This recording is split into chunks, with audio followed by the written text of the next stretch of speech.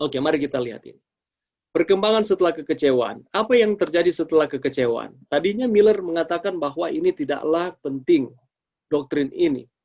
Oleh karena yang paling penting adalah menunggu akan kedatangan Tuhan yang kedua kali. Tetapi ketika Tuhan tidak datang pada 1844, dan kita tahu bersama sudah banyak kelompok, ada 3 kelompok dan juga kelompok besar yang murtad, apa respon mereka terhadap hari Sabat ini? Oke. Setelah kekecewaan, T.M. Prebble menerbitkan kepercayaannya tentang Sabat di majalah Hope of Israel tanggal 28 Februari 1845. Artikel ini kemudian dibuat dalam bentuk pamflet 12 halaman dengan judul Tract Showing that the 7th Day should be observed as the Sabbath instead of the first day according to the commandment.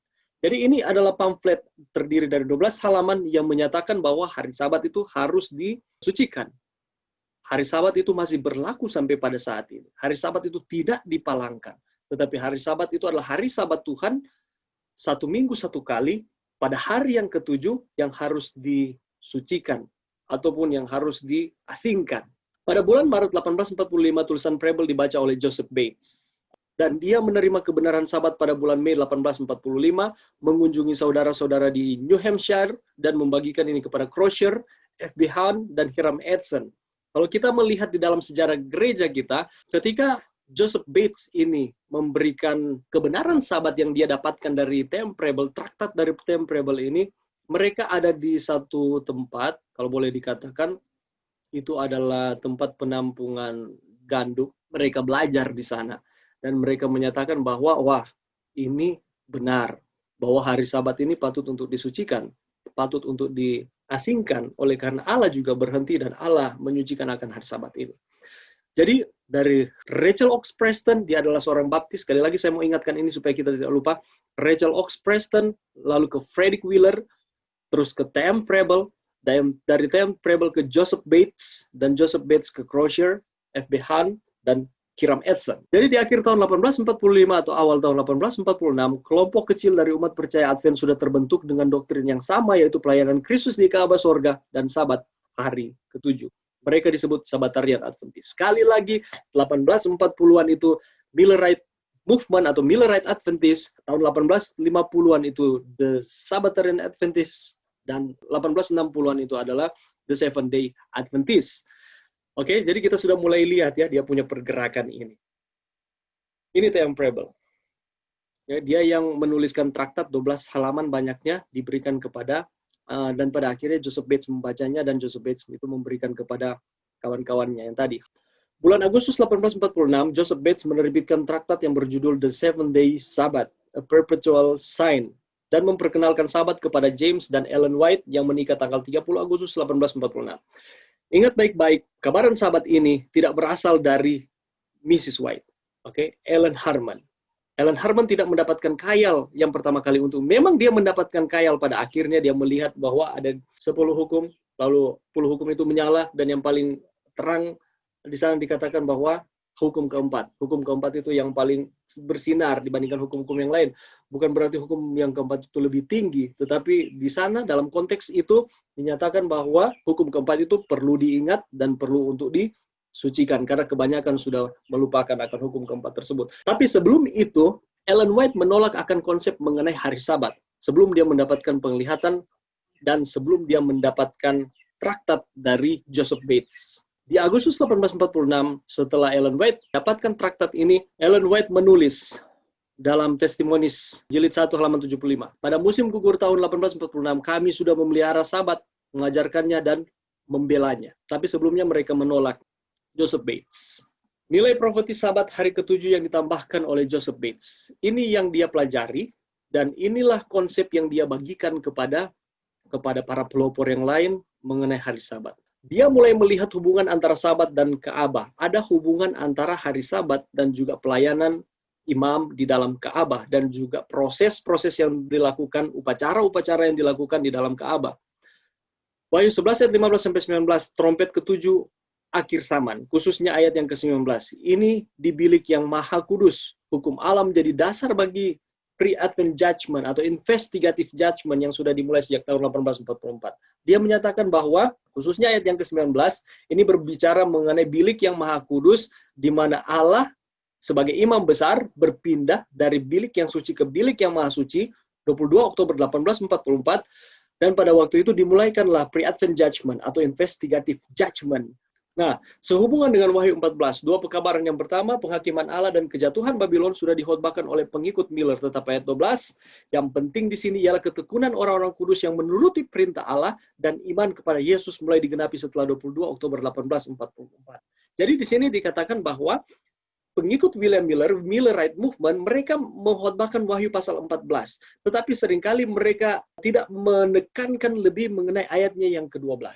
Tetapi ketika Joseph Bates mempelajarinya kembali, Wahyu pasal 14, dia menyatakan bahwa penting ayatnya yang ke-12. Karena di sana dikatakan bagaimana cara melihat ketekunan orang-orang kudus. Dilihat dari menuruti perintah Allah dan iman kepada Yesus. Menuruti perintah Allah itu berkaitan dengan penurutan hukum. Penurutan hukum bukan untuk keselamatan, tetapi penurutan hukum oleh karena buah keselamatan yang Tuhan sudah berikan kepada kita. Itulah sebabnya kita berbuat baik, Yohanes 14 ayat 15. Nah, 10 hukum itu harus dituruti. Salah satu bagian dari 10 hukum tersebut adalah hukum yang keempat, yakni pengudusan hari Sabat. Itulah sebabnya dia mengatakan bahwa hari Sabat ini penting. Hari Sabat ini penting dan harus dikuduskan. Dan yang ketiga, konsep akhir zaman tentang meterai Allah, pertentangan antara Sabat Allah atau Sabat atau meterai Allah dan tanda binatang. Wahyu 12 ayat 17. Dan pada akhirnya katanya umat-umat Tuhan kita akan diperhadapkan dengan ini. Tanda Allah atau meterai Allah dan tanda binatang. Meterai Allah adalah pengudusan akan hari Sabat. Sedangkan tanda binatang adalah lawan dari pengudusan akan hari Sabat. Wahyu 12 ayat 17, maka marahlah naga itu kepada perempuan itu, lalu pergi memerangi keturunannya yang lain yang menuruti hukum-hukum Allah dan memiliki kesaksian Yesus. Kita pelajari ini di Life and Ministry of Ellen White. Hukum-hukum Allah adalah perintah-perintah Allah dan kesaksian Yesus adalah roh nubuat. Dan setan memerangi akan keturunannya yang lain. Kesetiaan pada hari Sabat Alkitab akan menjadi pusat pertentangan di masa depan. Itu yang dia katakan. Dan dia mengatakan bahwa hari Sabat ini masih berlangsung di dunia ini bahkan sampai pada kerajaan surga. Mari kita lihat selanjutnya mengenai conditional immortality. Apa yang dimaksudkan dengan conditional immortality ini dan siapa yang mempelopori akan conditional immortality ini? George Storrs. Kita pernah mendengar akan nama ini. George Storrs ini merupakan salah satu juga yang berkontribusi terhadap 22 Oktober 1844 bersama-sama dengan Samuel Snow. Kita tahu bersama ini kita sudah pelajari yang berkaitan dengan The True Midnight Cry. Oke, berhubungan dengan 5 gadis yang bijaksana dan 5 gadis bodoh. Itu yang diimplementasikan, itu yang dijelaskan, dijabarkan oleh George Storrs. Oke. Setelah 3 tahun belajar mendalam, pendeta metodis ini pada tahun 1840 mengambil kesimpulan bahwa manusia tidak memiliki sifat kekekalan yang diwariskan. Itu yang dimaksudkan dengan conditional immortality. Conditional immortality itu berarti bahwa manusia tidak memiliki sifat kekekalan yang diwariskan.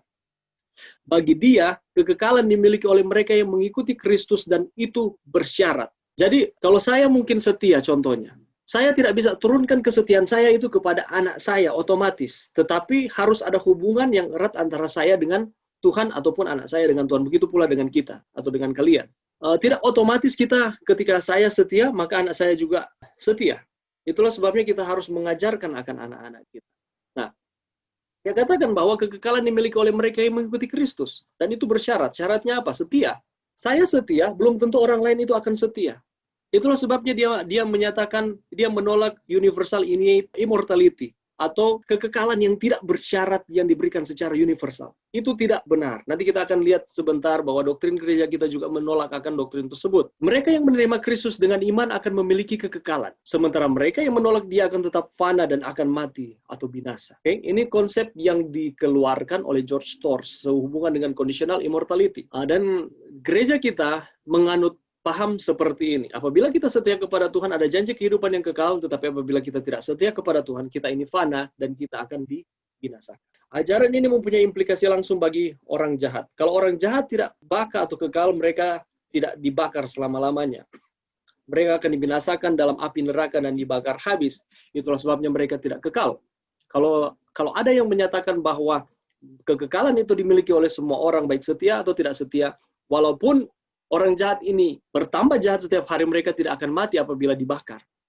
Tetapi oleh karena mereka tidak memiliki kekekalan, oleh karena mereka hidup di dalam kejahatan, ketika Tuhan datang pada kali yang ketiga, mereka akan dibakar dan akan mati.